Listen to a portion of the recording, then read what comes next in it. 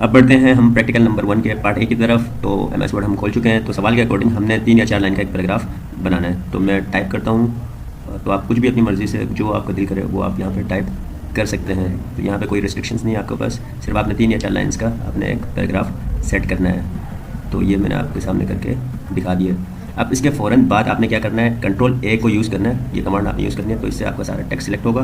फिर आप control C करें और इसके फ़ौरन बाद आप एंटर दबा के कंट्रोल V करें। और कंट्रोल V पेस्ट के लिए होता है, तो आप 5 टाइम्स करें, क्योंकि सवाल के अकॉर्डिंग 5 टाइम्स आपको क्या करना है, पेस्ट करना है। तो मैं कर देता हूँ 1 2 3 4 और 5।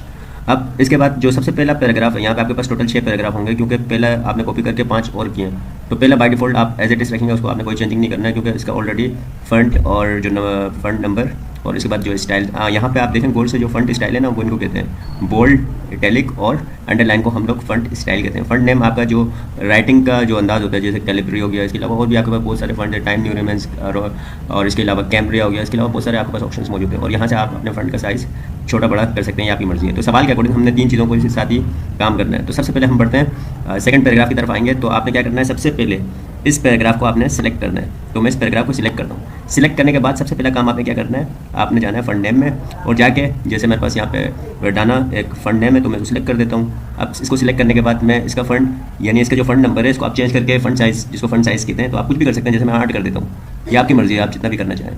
और इसके बाद तीसरी चीज़ आपने फंड स्टाइल भी रखनी है, तो मैं इस बार इसको बोल्ड कर देता हूँ। ये हो गया। अब इसके फ़ौरन बाद आपने इससे अगले वाले पैराग्राफ के अंदर भी कुछ चेंजेस करनी है, यानी इससे मुख्तलिफ बनाना है आपने। तो इसके साथ भी मैं यही वाला काम करता हूँ, लेकिन इस बार कुछ और रखना है। जैसे मैं दोबारा जाऊँगा फंड नेम में, मैं इस बार एरियल ब्लैक कर देता हूँ। और इसके बाद यहाँ पर मैं इसका, आप मैनुअली टाइप भी कर सकते हैं, जैसे मैं यहाँ पे इसका 10 रखना चाहता हूँ, तो ये 10 हो जाएगा। और इसके फ़ौरन बाद इस बार मैं बोल्ड भी करना चाह रहा हूँ और इटैलिक भी करना चाह रहा हूँ। लास्ट टाइम मैंने सिर्फ बोल्ड किया था, अब मैं दोनों करना चाह रहा हूँ। अब बढ़ते हैं हम तीसरे पैराग्राफ की तरफ। तो आप इसको थोड़ा स्क्रॉल डाउन करें और इस पैराग्राफ को सिलेक्ट करें। इसको सिलेक्ट करने के बाद अगेन यही वाला काम रिपीट करें, लेकिन इस बार कुछ और लें। जैसे मैं इस बार टाइम न्यू रोमन लेता हूँ, तो ये टेक्स्ट, ये फंड नेम मैंने सेलेक्ट किया है। और इसके बाद इसका जो साइज़ है वो मैं इस बार 13 कर देता हूँ। मैंने 13 कर दिया और इस बार मैं इसको खाली इटैलिक कर देता हूँ। तो इसी तरह अब हम अगले की तरफ बढ़ते हैं। तो इसमें भी यही वाला काम करना है आपने। इसमें भी मैं ये क्या करूँगा, फंड नेम में इस बार मैं रखूँगा जॉर्जिया रख देता हूँ और इसमें इसका साइज़ 14 रख देता हूँ। और इस बार इसको एक काम कर लें, आप इसको बोल्ड और अंडरलाइन कर लें, ताकि ये पिछले वाले से थोड़ा यूनिक हो जाए। अब इसी तरह हमारे पास यहाँ पे बचता है आखिरी पैराग्राफ, जिसको भी, उसके साथ भी हमने यही वाला काम करना है। तो मैं क्या करूँगा, अगेन इसको सिलेक्ट करूँगा और इस बार मेरे पास फंड स्टाइल में रख देता हूँ कॉन्स्टेंशिया, ये एक नया फंड है, इसको मैं यहाँ पर रख देता हूँ। और इसके बाद इसका साइज़ में रख देता हूँ, कुछ भी रख दें जो आपका दिल करे, जैसे मैं 15 कर देता हूँ। 15 कर दिया और इसके फ़ौरन बाद मैं तीनों अप्लाई कर सकता हूँ, ताकि पिछले वालों से ये यूनिक हो जाए। तो फंट स्टाइल में मैं बोल्ड भी कर रहा हूँ, इटैलिक भी कर रहा हूँ और अंडरलाइन भी कर रहा हूँ, ताकि पिछले वाले से थोड़ा मुख्तलिफ हो जाए। तो ये है प्रैक्टिकल 1। तो जैसे ये आपका कंप्लीट हो जाए, तो आपने करना है कंट्रोल P, यानी प्रिंट के लिए कंट्रोल P करना है। तो आपके पास ऐसी स्क्रीन अपीयर होगी और यहाँ पर आप जैसे ही प्रिंट के ऑप्शन पे क्लिक करेंगे तो आपका प्रिंट हो जाएगा और आपका पार्ट ए, यानी प्रैक्टिकल नंबर 1 का पार्ट ए कंप्लीट हो जाएगा। अब हम बढ़ते हैं प्रैक्टिकल नंबर 1 के पार्ट बी की तरफ, जिसका ताल्लुक एक्सेल से है। और यहाँ पे आपके पास एक टेबल मौजूद है जिसमें कुछ नेम्स हैं और बेसिक पेस की वैल्यूज़ अवेलेबल हैं। बाकी सारी चीज़ें आपने खुद निकालना है। अब आपके सामने नीचे सवाल भी मौजूद है, तो सवाल के हिसाब से हम यहाँ पे इसको करके दिखाते हैं। सबसे पहले हम मेडिकल अलाउंस निकालेंगे। तो सवाल के अंदर मौजूद है कि आपका 12% ऑफ बेसिक पे, यानी 12% ऑफ बेसिक पे, ये रहा बेसिक पे, ये रहा। तो इसका जो 12% है वो आपका मेडिकल अलाउंस है। तो इसका निकालने का तरीका ये है कि आप इक्वल लगा दें, क्योंकि एक्सेल में हम कोई भी कैलकुलेशन से रिलेटेड काम करते हैं तो इक्वल से आपने इनिशिएट करना है। इक्वल लगाऊंगा। अब सबसे पहले मैं बेसिक पे को लूँगा, तो बेसिक पे यहाँ पे मौजूद है, तो बेसिक पे लूँगा और जितना परसेंट है उसको मल्टीप्लाई कर दूँगा। तो मैं क्या कर दूँगा, इसको मल्टीप्लाई कर दूँगा। तो कितना परसेंट है, ये है 12%, तो मैं डायरेक्ट 12% पूरा ही लिख देता हूँ और मैं हिट एंटर कर देता हूँ। तो आपने देखा होगा कि ये वैल्यू सामने आ चुकी है। तो इसी तरह मैं इसको ड्रैग करूँ तो बाकी वैल्यूज ये खुद ब खुद निकाल देगा। इसी तरह फिर हम हाउस रेंट निकालेंगे। अब हाउस रेंट की लॉजिक भी यही इसी तरह की है। इसमें यह बताया गया कि जो हाउस रेंट है वो बेसिक पे का 40% है। तो वहीं आपने दोबारा वही वाला काम करना है, बेसिक पे को लेना है। इस बार 12 की जगह आपने 40% से क्या करना है, मल्टीप्लाई कर देना है। तो मैं मल्टीप्लाई बाई 40% कर देता हूँ। तो इसमें मेरे पास यहाँ पे ये वैल्यू आ जाएगी। और इसके बाद अगर मैं इसको ड्रैग करूँ नीचे तो बाकी वैल्यूज मेरे पास खुद ब खुद आ जाएंगी। फिर आगे हम बढ़ेंगे तो हमारे पास ग्रोस पे आएगा। और सवाल को अगर आप नीचे सवाल को गौर से देखें तो यहाँ पे इसने इसकी वैल्यूज़ दी हुई हैं, मतलब ग्रोस पे यानी सम है, 3 चीज़ों का सम है, बेसिक पे, मेडिकल अलाउंस और हाउस रेंट का सम है। तो मैं इसको सम कर दूंगा, तो मैं करूँगा इज इक्वल टू, सबसे पहले मैं ये बेसिक पे ले लेता हूँ और उसके बाद इसको मैं ऐड कर देता हूँ, फिर उसके बाद मेडिकल अलाउंस को लेना है, इसको भी ऐड कर देता हूँ, और तीसरे में हमें हाउस रेंट लेना है, इसको भी ऐड करके एंटर करूँगा। जैसे मैं एंटर करूँगा तो मेरे पास इसका सम आ जाएगा जो मेरा ग्रॉस पे कहलाएगा। अब मैं नीचे इसको ड्रैग करूँगा तो मेरे पास बाकी सारी वैल्यूज़ भी आ जाएंगी। अब यहाँ पे टैक्स से रिलेटेड, नीचे अगर आप सवाल में देखें तो टैक्स से रिलेटेड इसने एक सवाल किया है। सवाल ये किया है कि जिसका ग्रॉस पे, यानी ग्रॉस पे का कॉलम आपको नज़र आ रहा है, तो इस कॉलम के अंदर यानी जिसकी वैल्यू 15,000 यानी जिसका ग्रॉस पे 15,000 से ज़्यादा है, तो उसके ऊपर जो टैक्स लगेगा वो ज़्यादा लगेगा, यानी 4% लगेगा। अगर यानी 15,000 से ज़्यादा नहीं है तो फिर उसके ऊपर 3% लगेगा। तो इसके लिए हम लोग क्या करेंगे, तो हम लोग यहाँ पे इसने सवाल में कहा है कि आप इफ़ फंक्शन को यूज़ करते हुए इसको परफॉर्म करें। तो मैं यहाँ पे क्या करूँगा, is equals to if function को यूज़ करूँगा और मैं ग्रॉस पे की वैल्यू के हिसाब से देखूँगा।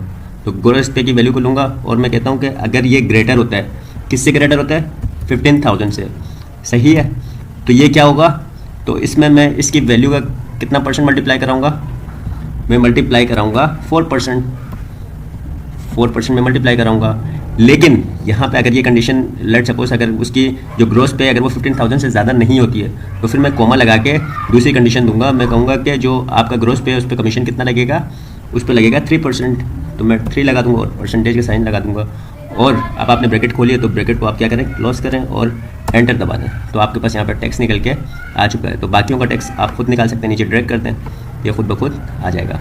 अब इसके बाद अगर आप नेट पे निकालेंगे तो नेट पे के लिए हम लोग क्या करते हैं, ग्रॉस पे की वैल्यू के साथ टैक्स को माइनस कर देते हैं।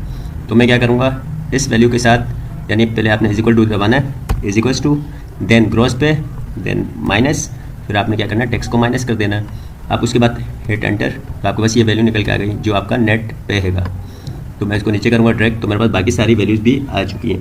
अब लास्ट इसका जो पार्ट है, पार्ट 5, उसमें भी अगेन इन्होंने कहा है कि आपने इफ फंक्शन को यूज़ करना है, और ये कहा है कि जो इसका नेट पे, अब यहाँ पे नेट पे की बात आ रही है, ये कहा है कि अगर जिसका नेट पे यानी 15,000 से ज़्यादा है तो आपने उसको क्या देना है, उसको आपने ग्रेड 1 असाइन करना है।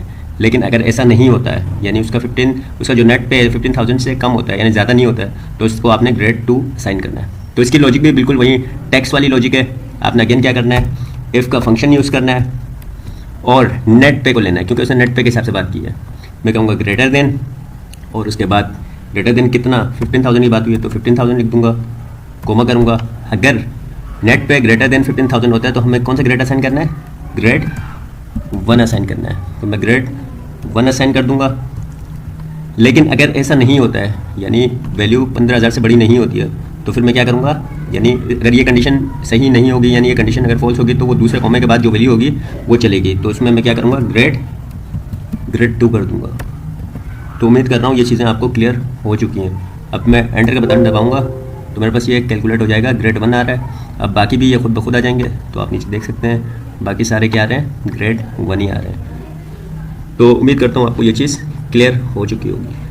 तो प्रैक्टिकल 2, अब हम बढ़ते हैं प्रैक्टिकल नंबर 2 के पार्ट ए की तरफ। तो इसके अंदर आप सवाल के अंदर देख सकते हैं कि इसके अंदर ये बताया जा रहा है कि आप अपने वालिद यानी अपने फादर को रिक्वेस्ट करें कि वो 14,000 अमाउंट सेंड करें, क्योंकि आपको कुछ बुक्स खरीदनी है। तो आपने उनकी डिटेल्स भी देनी है। सबसे पहले आपने क्या करना है, लेटर लिखना है। तो लेटर लिखने के लिए मैंने ऑलरेडी लिखा हुआ है, तो मैं थोड़ा स्पीड के साथ आपको दिखा देता हूँ। तो आपने इस तरीके से लिखना है जिस तरीके से मैं लिख रहा हूँ। तो मैं अपने वालिद का नाम मोहम्मद नबी लिख रहा हूँ, तो इसकी जगह आपके अपने वालिद का नाम आएगा। तो इस चीज़ का ख्याल रखना। यहाँ तक आप देख सकते हैं कि किस तरह लेटर लिखा जाता है।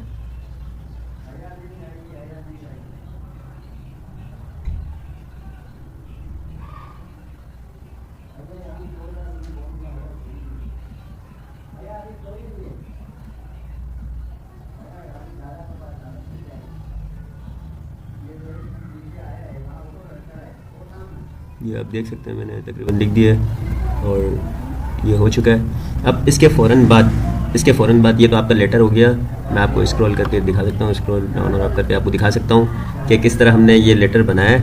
अब इसके फ़ौरन बाद जो आपने 14,000 अमाउंट सेट की है, इसकी कोई टेबुलर फॉर्म में यहाँ पे आप एक टेबल बना के दिखाएं, कुछ बुक्स लें और उसकी टोटल अमाउंट 14,000 एग्जैक्ट बने। तो ये आपने करके दिखाना है कि ये किस तरह करना है। तो इसमें इन्होंने सवाल के अंदर ही कुछ कॉलम्स मेंशन किए हैं, जैसे कि उन्होंने कहा कि सबसे पहले आप सीरियल नंबर लें और नेम ऑफ बुक्स ले लें, क्वांटिटी ले लें और प्राइस ले लें। तो आपने 4 कॉलम लेने और बुक्स आपकी मर्ज़ी है। जितनी आप बुक्स ले रहे हैं, लेकिन टोटल अमाउंट आपका 14,000 ही बनना चाहिए।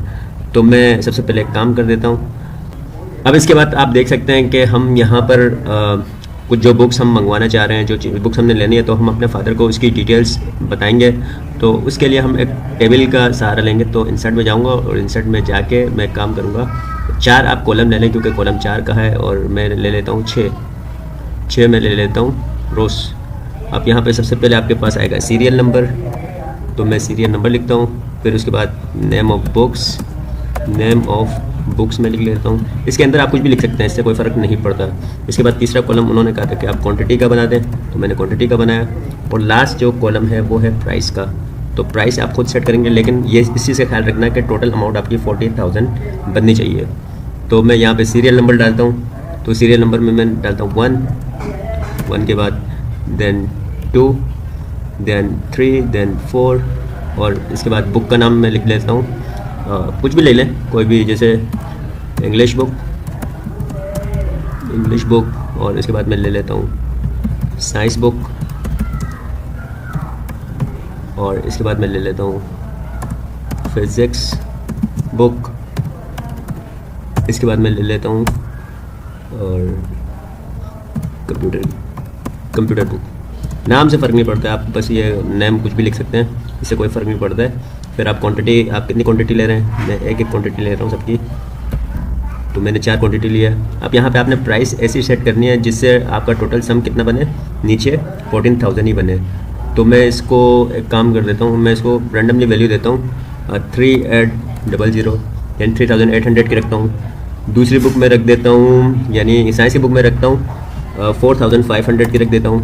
और इसके बाद जो मेरी थर्ड बुक है, इसकी मैं प्राइस रख देता हूँ 3,200 रख देता हूँ। और जो लास्ट बुक है मैं इसके रख देता हूँ, अब कितना हमें चाहिए कि 14,000 बने, तो मेरे ख्याल से 2,500 रखूँगा। तो मेरे अब यहाँ पे जो टोटल बनेगा, टोटल वो मेरे पास बनेगा 14,000। तो ये है आपके पास प्रैक्टिकल नंबर 2 का पार्ट है।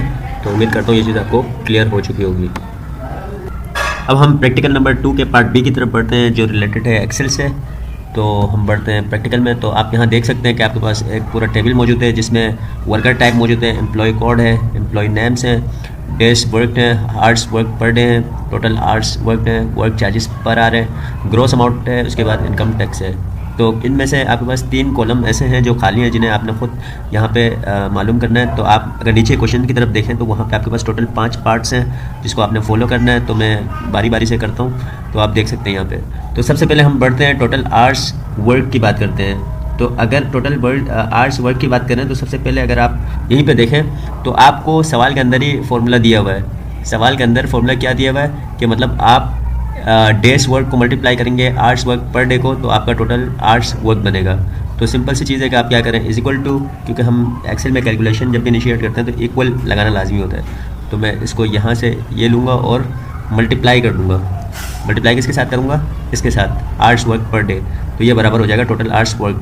तो मैं एंटर दबाऊँगा, इसके बाद इसको ड्रैग कर दूँगा। तो ये काम मेरा यहाँ पे हो जाएगा सबके लिए। बिल्कुल इसी तरह अब मैं ग्रॉस अमाउंट की तरफ बढ़ रहा हूँ। तो ग्रॉस अमाउंट में आपके पास जो काम करना है वो ये है कि आपके पास यहाँ पर टोटल आवर्स वर्क जो आपने निकाला है और वर्क पर आवर यानी वर्क चार्जेस पर आवर की भी बात हो रही है। तो इसमें आपने इन दोनों को मल्टीप्लाई करना है, यानी आपने इन 2 वैल्यूज़ को मल्टीप्लाई करनी है जिससे आपकी ग्रॉस अमाउंट बनेगी। तो अगेन हम यही वाला काम करेंगे, इज इक्वल्स टू, और टोटल आवर्स वर्क को लेंगे और मैं मल्टीप्लाई कर दूंगा किससे, वर्क चार्जेस पर आवर से। तो इससे ग्रॉस अमाउंट आ जाएगी। तो इसको मैं ड्रैग कर दूंगा, तो बाकियों के लिए भी ये निकल के आ जाएगी। तो ये उम्मीद कर रहा हूँ कि ये चीज़ आपको क्लियर हो चुकी है। इसके बाद हम बढ़ते हैं इनकम टैक्स की तरफ। तो इनकम टैक्स इससे भी आसान है। इनकम टैक्स में क्या क्या लगाना है, यानी इनकम टैक्स में हमने 2% का इजाफा करना है। 2% इनकम टैक्स लगाना है ना, तो हम ना ग्रॉस अमाउंट के हिसाब से करेंगे। तो ग्रॉस अमाउंट हमारे पास जो है हम उसको लेंगे। तो मैं स्टार्ट करूँगा इज इक्वल्स टू और ग्रॉस अमाउंट लूँगा। अब ग्रॉस अमाउंट को 2% से मैं क्या कर दूँगा, मल्टीप्लाई कर दूँगा। तो मैं मल्टीप्लाई 2%। अब मैं एंटर दबाऊँगा तो मेरे पास अमाउंट निकल के आ रही है कि इनकम टैक्स इसका कितना बन रहा है। तो बाकियों का आप जब ड्रैग करेंगे तो बाकियों का आपके पास आ जाएगा।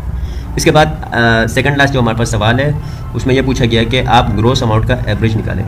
तो अगर हम ग्रॉस का एवरेज अमाउंट निकालें तो ये बहुत आसान सा काम है।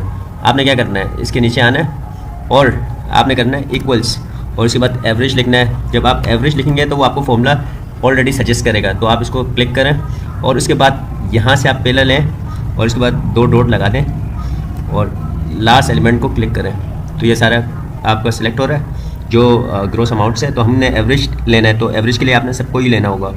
उसके बाद क्लोज कर देता हूँ, एंटर दबाएंगे तो ये चीज़ आपका क्या आ रहा है, एवरेज निकाल रहा है। ये तो हमने इनकम टैक्स का भी एवरेज निकाला, लेकिन आपने जो एवरेज निकालना है वो खाली इसी चीज़ का निकालना है, ग्रोस अमाउंट का। तो उम्मीद कर रहा हूँ ये चीज़ आपको क्लियर हो चुकी है। और इसके बाद आपने क्या करना है, इसको सेव करना है, सेव ऑलरेडी आपको आता है, और उसके बाद इसका प्रिंट निकालते हैं। तो यहाँ पे आपका प्रैक्टिकल नंबर 2 भी कंप्लीट हो